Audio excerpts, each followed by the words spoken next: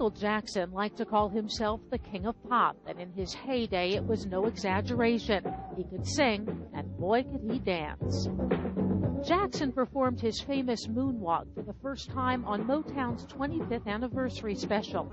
He had been perfecting his act since the age of 5, when he would sing with his brothers in clubs around their hometown, Gary, Indiana. The Jackson 5 soon came to the attention of Motown's Berry Gordy. The rest, as they say, is history.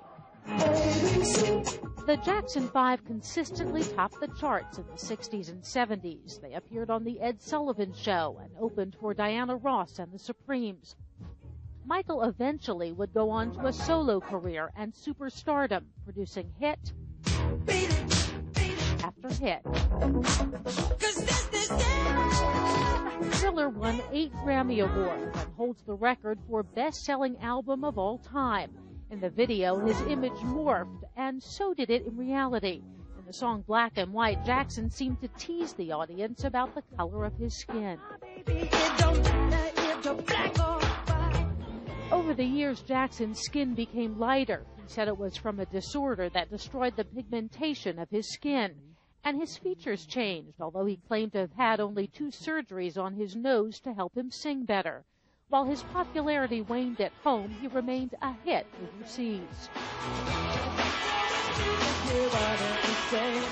In 1994, he surprised the world, marrying Elvis Presley's daughter, Lisa. They divorced after less than 2 years of marriage. Months later, he announced that Debbie Rowe was expecting the first of their 2 children. They married but never lived together and eventually divorced. Increasingly, it was Jackson's bizarre behavior, not his music, that drew headlines. In 2002, he dangled his 9-month-old son from the balcony of a German hotel. A couple of years later, Jackson gave an impromptu performance outside a California court where he was charged with molesting a 13-year-old boy.